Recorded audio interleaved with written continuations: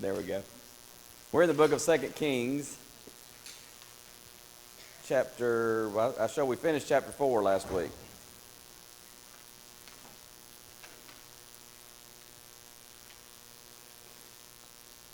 So we'll move right on into chapter 5. We finished chapter 4 with talking about death in the pot, and there's a lot of spiritual lessons from that.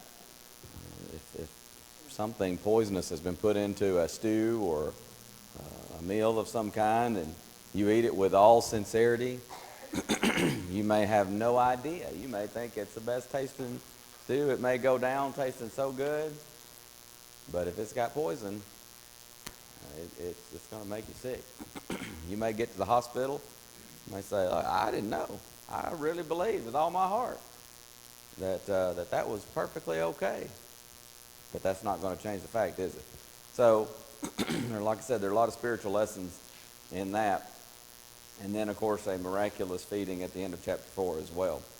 Going into chapter 5, this is a little more familiar text to us from 2 Kings, so we'll move through this. I'm going to resist the temptation to spend a lot of time on it because there is a lot we could say about it. But this was also one of our studies from the summer series just this past summer. I've preached on it before, even right here at Bremen. It's been several years, but I have preached on it. So, again, it's a familiar text, so we'll move through it a little more quickly for purposes of our class in here.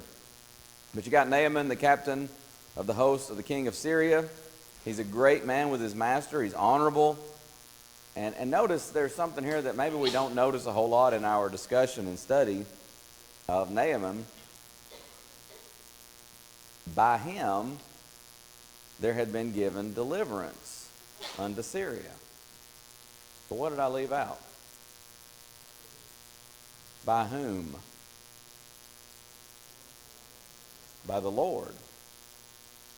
Now, of which kingdom was Syria a part? The north or the south? Do what? Neither. Yeah, that's kind of a trick question, wasn't it? But I set you up for that just to point out, this is a Gentile nation. I've pointed this out. We've run across it just a few times already in our studies of Hebrew history. But don't forget, just because God is using the Jewish nation to bring in the Messiah doesn't mean he was uninterested in the Gentiles. By him, by Naaman, God has given deliverance unto Syria. He's a mighty man in valor, but he was a leper. I think I've told you before, a good friend of mine, he was kind of in very many ways, a mentor to me when I first started out preaching. But he preached a whole sermon one time using his older King James. Some of the newer King James update the spelling, but I have an older one here, and it's got V-A-L-O-U-R for valor. And I used to love to hear him tell the story of how he preached an entire sermon on mighty men of valor. And he said he preached the whole sermon, and he said, if I said it once, I said it 80 times in that sermon. Mighty men of valor. And he said, my wife told me afterwards, she said, honey, I think that word is valor. And he said, I've never forgotten it. And so I have never forgotten that either. And I just loved to hear him tell that story because he was so embarrassed. Every preacher has a story like that. But the Syrians had gone out by companies. They had brought away captive out of the land of Israel a little maid, and she waited on Naaman's wife. She's a captive, but she's serving in Naaman's household. Of course, she tells her mistress, this would be Naaman's wife, would God, my Lord, were with the prophet that is in Samaria. He would recover him of his leprosy. I've heard some people, in fact, I've got a sermon in my files. I'm probably going to preach it at some point, maybe even in the new year when we do some more character studies. I've got a whole series that I want to do on lesser-known characters, and this is one of them. And I've got actually 2 or 3 sermons just to give me some ideas on this when I want to preach on this particular character. But one of those sermons is called The World's Youngest Missionary. She's telling them about someone who can help. And isn't that what evangelism is? It's telling others about someone who can help with your spiritual problems.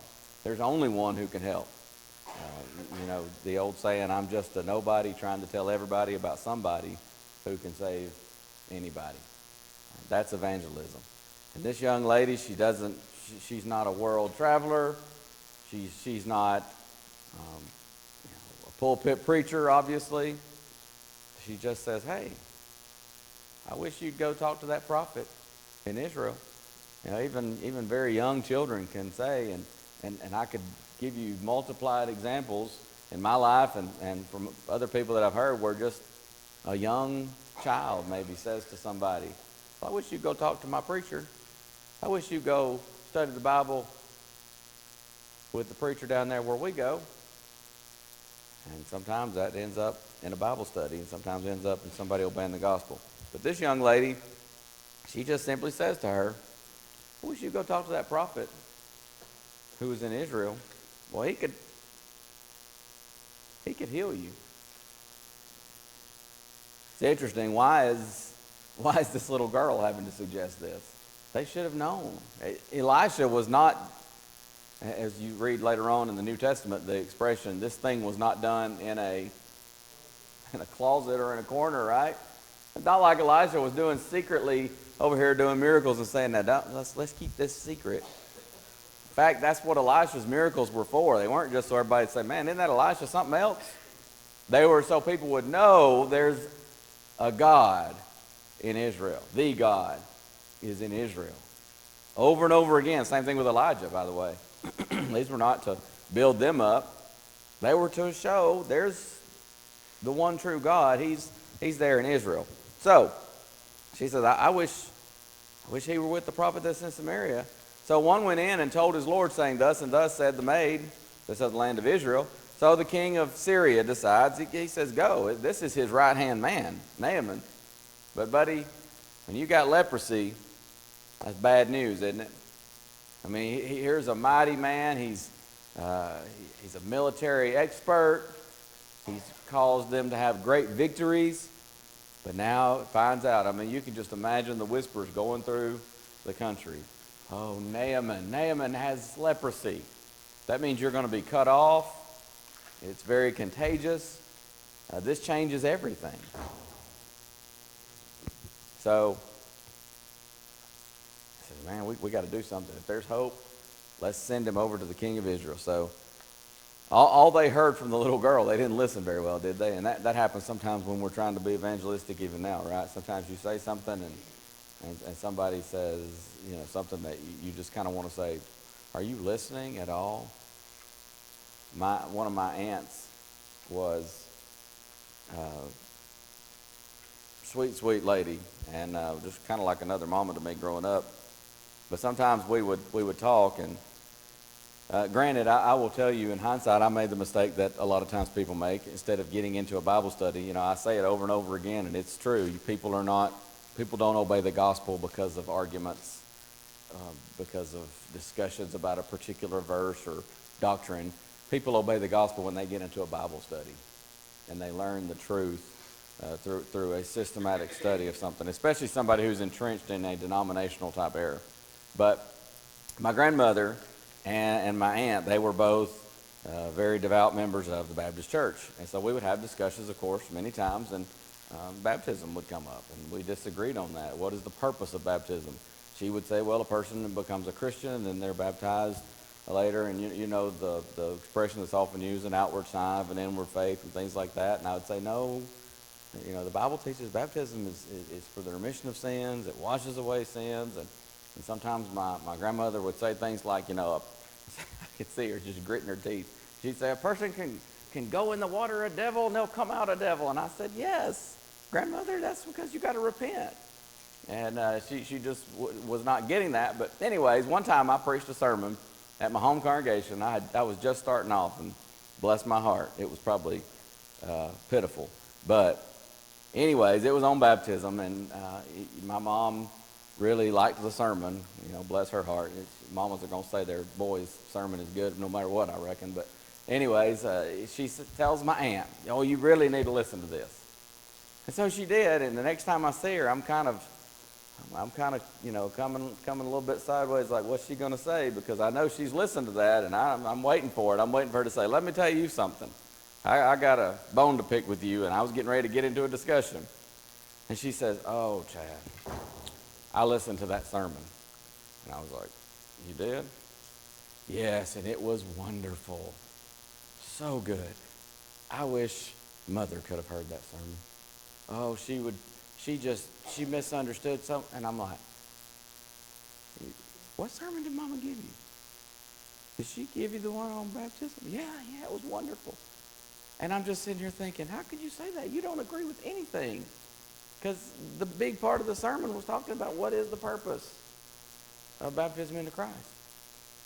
Sometimes people don't listen very well, do they? Sometimes we have to be very plain, and that's even what we're talking about this morning in marriage. Sometimes we think we say something, or maybe we do say something, but sometimes the person we're speaking or to whom we're speaking, they hear something totally different. And so communication can get muddled. Well, that's what happens here, because she says, I wish my Lord were with the prophet that's in Samaria. The king of Syria says, we're going to send you to the king. And it nearly starts a war, doesn't it? Sometimes in marriage or in friendship, a lack of communication can start an argument. Here it nearly starts a war. So he sends a letter to the king of Israel. He takes all this reward with him to try to buy the services, of course. And he brings a letter to the king of Israel. And he says, when this letter's come to thee, I've sent therewith Naaman my servant to thee, that thou mayest recover him of his leprosy. Well, when the king of Israel reads the letter, he rends his clothes. This is a sign of great distress. It's often used in a situation where it's great grief. He rends his clothes. He says, am I God? Now, this is interesting coming from an idolatrous man. It's ironic, right? He worships the golden calves. He's the king of Israel. There's not a single king in Israel that didn't serve the golden calves. And yet they all knew deep down those golden calves were not God. He even knows it here. He's upset. And he says, am I God to kill and to make alive, that this man sends to me to recover a man of his leprosy? Wherefore consider, I pray you, and see how he seeketh the quarrel against me. Everybody look here and see. He's trying to start a fight with me. He's setting me up here. He sends me his captain who's eat up with leprosy. And when I can't heal him, he's going to try to start a war with me. He's just trying to pick a fight. But Elisha, the man of God, heard that the king of Israel had rent his clothes. He sent to the king. And Elisha doesn't mince words with him. Wherefore hast thou rent thy clothes? Let him come now to me, and he shall know that there is a prophet in Israel, a prophet of Jehovah. You can't do this, king. Of course, the king already knew he couldn't do that. But he says to the king of Israel, to the king of Samaria, and to all of Israel, let him come to me, and he'll know there's a prophet of Jehovah in Israel. He's not doing this for his own glory. It's to show that Jehovah is the God. So, of course, you know the rest of this. Naaman comes with his horse, his chariot. He stood at the door of the house of Elisha, and Elisha sends out a messenger. I mean, Naaman is somebody, right? I mean, the head of the Joint Chiefs of Staff shows up at your door. You don't send out a messenger, right? But Elisha did. Hey, go wash 7 times in the Jordan River. But he doesn't just say that. He says, and thy flesh shall come again to thee, and thou shalt be clean. You want to be clean? You came to me to be cleansed, right? Well, here's what you do.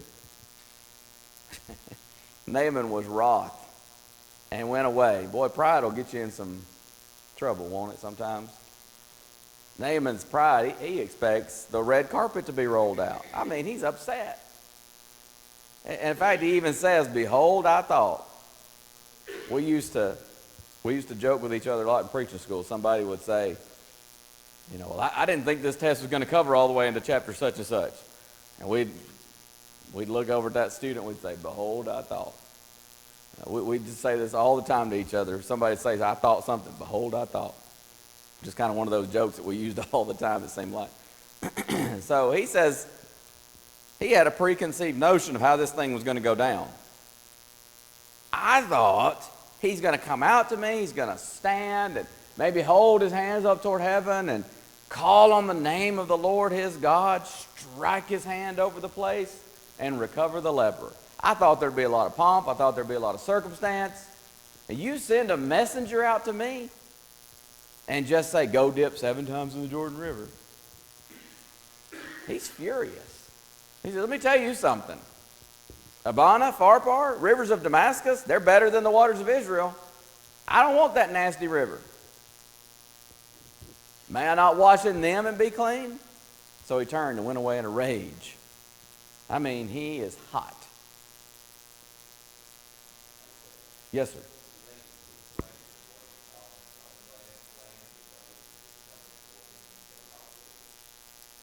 Probably so. I mean, there's a lot of a lot of pomp and circumstance in that, isn't there? And he just can't imagine. I mean, I'm supposed to be going to see a prophet. And they would always make a big to-do. And by the way, some of the so-called prophets today, they like to make a big to-do, don't they? And he says, I just, this is a joke. That's kind of, you can just sort of see Naaman saying, this is a joke. Not only you not come out here, you don't even speak to me face to face. You say, go wash in this filthy river. I mean, if you're just going to tell me to go wash in the river, what's wrong with Abana, Pharpar? They're cleaner than your stinking rivers. But it's not what God said to do. Elisha's telling him what God says to do. And of course, there's a test of faith here. Naaman needs to learn some humility. And he can't just pick his river. This is not choose the river of your choice. And sometimes people today talk about choose the church of your choice. Boy, I'm going to have to resist the urge to go off on a tangent here because there's so much spiritual application from this particular account. And sometimes people talk about choose the church of your choice. Well, when God specifies the church and there's one that you can find in Scripture, guess how many choices you got? You got just the one. I've heard B.J. Clark use the illustration so many times where he'll take off his watch and set it on the pulpit. And he'll say, now if I say, come up here and take the watch of your choice, somebody says, well, what do you mean? There's just one. Exactly. Well, he says the Jordan River. That ruled out any other river. Well, he leaves and he's furious. The servants come. And again, here are the servants coming to his rescue. What are we told? I just went blank. Somebody look it up for me. I can look it up, but I get, sometimes I say I'm cheating. Back in the old days, when I was in preaching school, nobody had electronic Bibles, and so you just have to either go crazy or you couldn't look it up. But I'm going to get the reference before I tell you what I'm thinking about because it's driving me crazy. Oh, it was Zechariah. I was thinking Zechariah, and I thought that was wrong. Zechariah 4:10, the statement is made, or question is asked, who hath despised the day of small things? Here's a little girl, and she simply says to her mistress, I wish he was with the prophet that's in Israel. And here's a servant, or servants, who come to Naaman. They're nobody important. They're not mighty men of valor. They're just servants. And yet some of the greatest things in the Bible come about because of small people. And these servants say, my father, if the prophet had bid thee do some great thing, wouldst thou not have done it? How much rather then when he saith to thee, wash and be clean?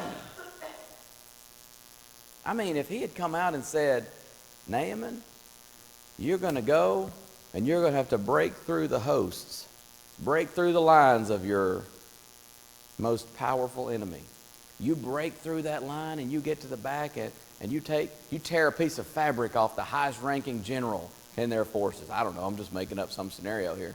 But if he had said something like that, you know what Naaman would have said? I'm on it. Let's go. And he would start marshaling the troops. Let's do it. But all he said was go to the Jordan River and wash 7 times, and you'll be clean. And he turns away in a huff and says, I can't believe this. I mean, the servants were the ones with the sense.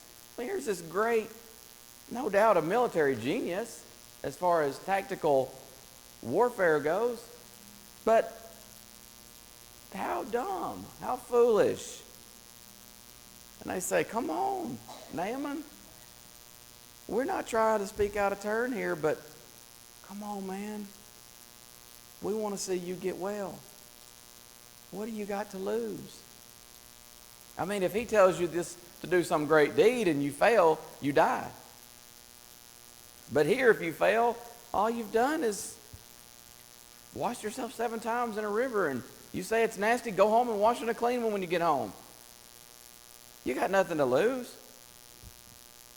So you can kind of picture Naaman going, well, yeah, whatever, sure. So he goes. 7 times in the Jordan, according to the saying of the man of God, his flesh came again, likened to the flesh of a little child, and he was clean. Wouldn't you love to be a fly on the wall when he came out of the river that 7th time? And leprosy was not it was not hard to tell when somebody had leprosy if it was very far gone at all.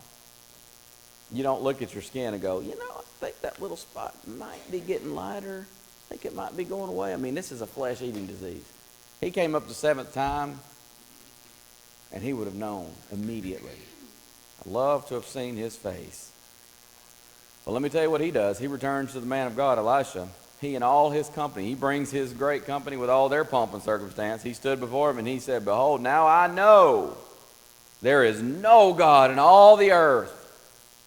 He doesn't say no God in all of Israel or in our region. He says there is no God in all the earth but in Israel.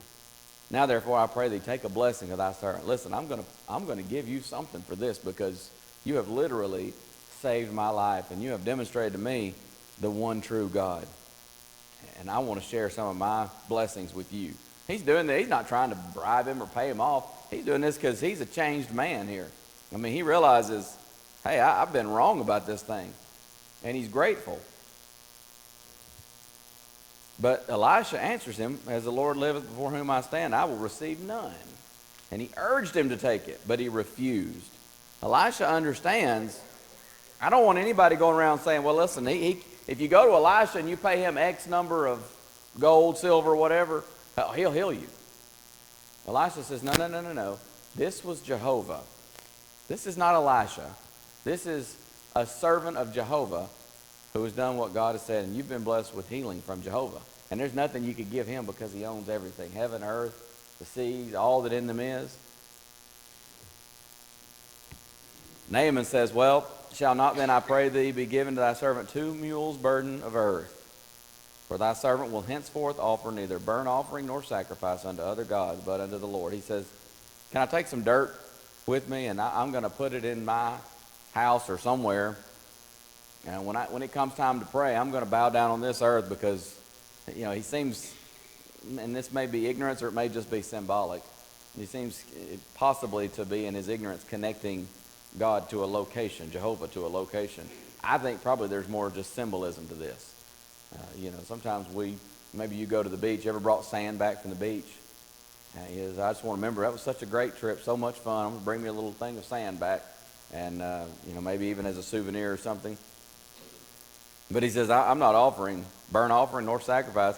And he says, I hope God will pardon me in this. When my master goes into the house of Rimmon, that was their idol there in Syria, and he leaneth on my hand, and I bow myself in the house of Rimmon. When I bow down myself in the house of Rimmon, the Lord pardon thy servant in this thing. He says, I'm not worshiping that God, but I have to go in there with my master as he worships. But he says, I won't be worshiping that God. I know there's one God in all the earth, and it's Jehovah. So Elisha says to him, go in peace. So he departed, and he goes a little way. And this, it's so sad, because you're just, how can you not be excited when you read about this account, right? I mean, it's so amazing, and And Naaman and his stubbornness and his presumption and his preconceived notions, rather. And he finally comes around, he humbles himself, he does this, and he's made whole, and now he realizes there's just one God in all the earth, and it's just, man, then you get to this.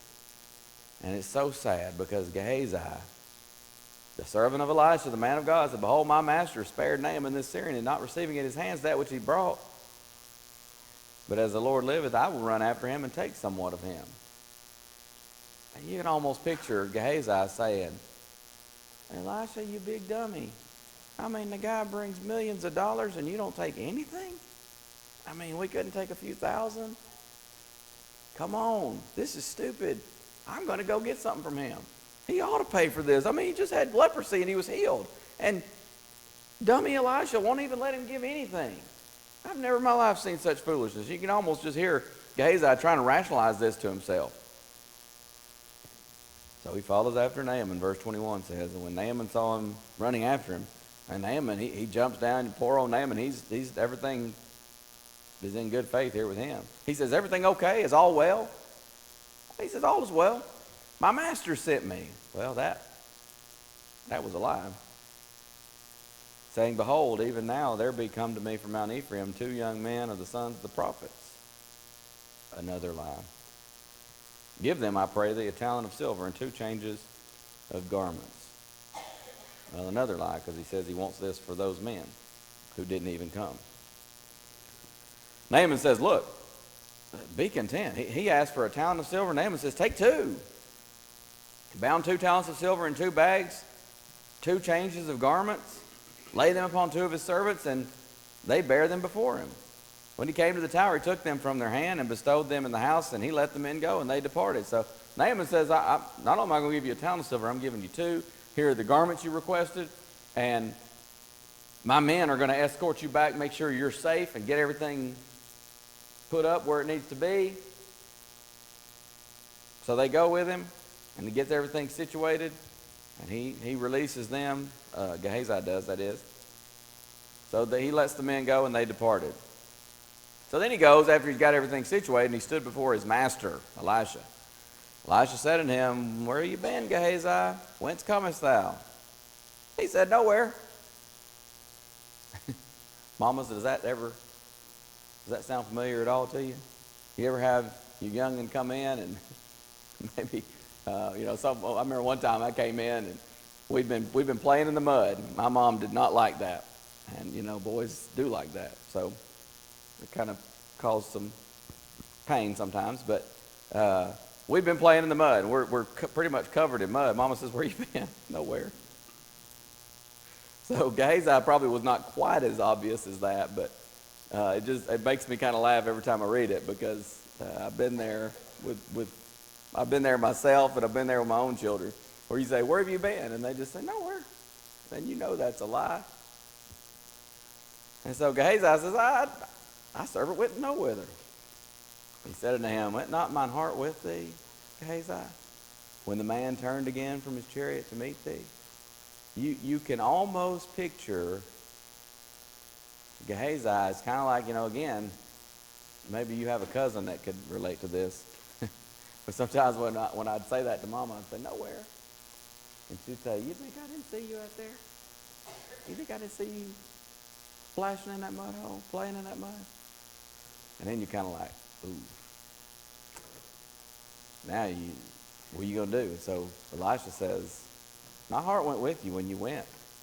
And when he turned again, and he gives him a detail here to make sure I know.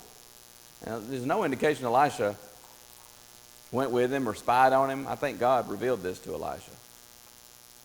But here's what he says. Is it a time to receive money and to receive garments and olive yards and vineyards and sheep and oxen and men servants and maid servants? No. God doesn't charge for his gifts. And he says, you messed up, Gehazi. The leprosy, therefore, of Naaman shall cleave unto thee and unto thy seed forever. And he went out from his presence, a leper, as white as snow. How sad. Gehazi's greed was his downfall. And isn't it wonderful that humanity has read this and studied this and learned from it, and we don't have that problem anymore today?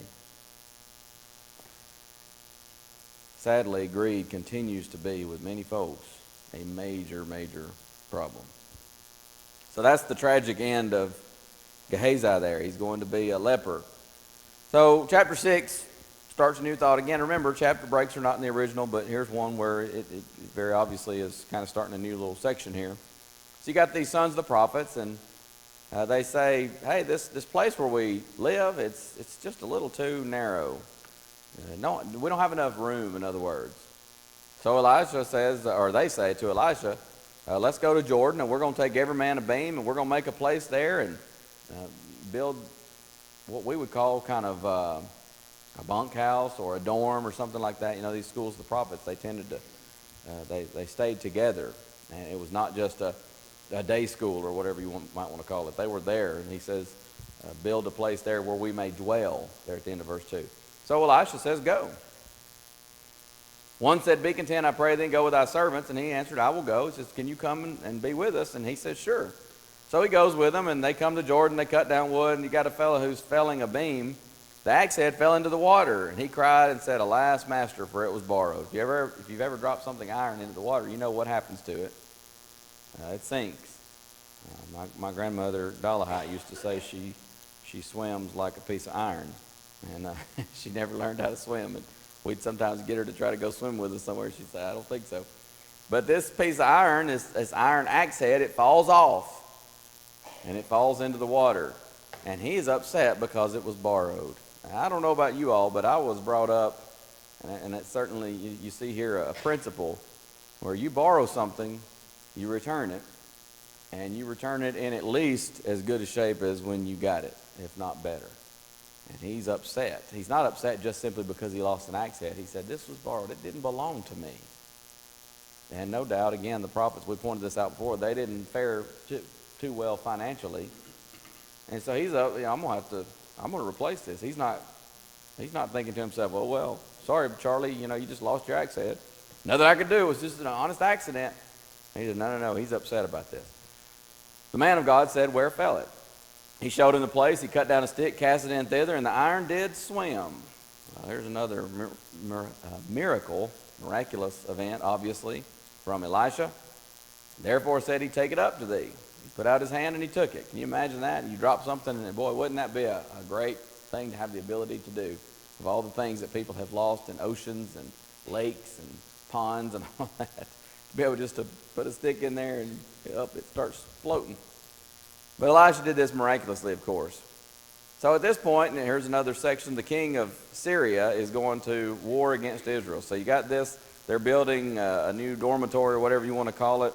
This axe head comes off and Elisha makes it float. Just more confirmation that he is the servant of Jehovah. Verses 8 through 23, you're going to have this, we call it the account of the horses and the chariots of fire. King of Syria is warring against Israel, and he takes counsel with his servants. So he'll meet in private with his council, with his war council, if you want to call it that. And he'll say, in such and such a place shall be my camp. Well, the man of God sends to the king of Israel and says, hey, don't pass by there, because the Syrian army is there. The king of Israel sent to the place which the man of God told him, warned him, and saved himself there, not once or twice. This happened a lot, in other words. So the heart of the king of Syria is sore troubled, and he calls his servants together, and he says, which one of you is the spy? We got a turncoat in here amongst us. And one of his servants, he says, look, every time we go somewhere, that they know beforehand, one of you all is a turncoat. You're a traitor. And they said, that's not true, king. Elisha, he's doing this. He tells the king of Israel the words you speak in your bedchamber. He says, this guy knows. Again, they ought to put two and two together here and realize Elisha is a servant of Jehovah. He's doing this miraculously. So he says, you go spy where he is. Go find out where Elisha is, that I may send and fetch him. So he finds out he's in Dothan. So he sends horses, chariots, a great host. They came by night, and the King James says, compassed the city about. They surrounded the city. Servant of the man of God was risen early, and when the servant of the man of God was risen early and gone forth, behold, an host compassed the city, both with horses and chariots. And his master said unto him, Alas, my master, how shall we do? In other words, what are we going to do? He looks out and the city is full on surrounded. And Elisha just says, don't be afraid, fear not. For they that be with us are more than they that be with them. The servant can't see this. And you can almost see the servant going, Master, there are two of us. So how do you figure? But Elisha prays and says, Lord, I pray thee open his eyes that he may see. And of course the Lord did. And he saw, and behold, the mountain was full of horses and chariots of fire round about Elisha. So they came down to him. Elisha prayed unto the Lord and says, Smite this people, I pray thee, with blindness. And he did. So Elisha says, this is not the way, neither is this to the city. Follow me, and I will bring you to the man whom you seek. Now, some people have taken this, and they said, well, Elisha, he's lying to him. Well, he tells him, he says, I'm going to bring you to the man you seek. And he does. He brings him right to himself. But he's teaching a lesson here. God is using Elisha to teach them a lesson, but also it's a second chance for them. He strikes them with blindness. He could have massacred them. Not only that, he's going to lead them to Samaria, verse 20. And then he says, open the eyes of these men that they may see. And behold, they were in the middle of Samaria. Samaria is what? That's the capital, right? That's the capital of Israel. I mean, you just you marched right into their strongest stronghold. And now you are surrounded, Syrians. And man, the king of Israel says, oh, you can almost see him rubbing his hands together. Shall I smite them? Shall I smite them? I got them right here. And he says, no. You're not going to smite them, verse 22. Would you smite those whom thou hast taken captive with thy sword and with thy bow? Set bread and water before them that they may eat and drink, and go to their master. And he prepared great provision for them. When they'd eaten and drunk, he sent them away. And they went to their master. So the bands of the Syrians came no more into the land of Israel. He could have massacred them. Instead, he shows them kindness. And you can almost picture him saying, how about you lay off? Stop coming after us. Stop attacking us. You've been shown a kindness. Could you return it and stop trying to destroy Israel? And they did for a while. But guess what? It's not terribly long that Ben-Hadad, verse 24, king of Syria, gathered all his hosts, went up and besieged Samaria. So 24 through the rest of the chapter here, 33, you have his siege of Samaria. They quickly forget the kindness of Elisha, and they forget God's long-suffering. God's not willing that any should perish, right? Long-suffering to usward, 2 Peter 3:9, wants all men to come to repentance. So there's a great famine in Samaria because of the siege, right? There's a great famine. And I mean, it's serious. It's severe. This woman cries out to the king as the king of Israel passes by on the wall. And he says, she says, help. And he says, if the Lord doesn't help you, what am I going to do? Out of the barn floor, out of the wine press? And the king asked her, what ails thee? And they, probably have read this before. They cooked one of their children and ate it. That's how serious this famine had gotten. And then said it was time to cook the other one's child and eat it. They've gone so far here that they're committing cannibalism. Says now she won't surrender up her child so we can eat him. And the king is furious. Listen, they blame Elisha. The king is blaming Elisha. It's their sin. They're the idolaters. This siege and all that's going on is happening because of their idolatry, their sin. But they're blaming Elisha. God's trying to get their attention.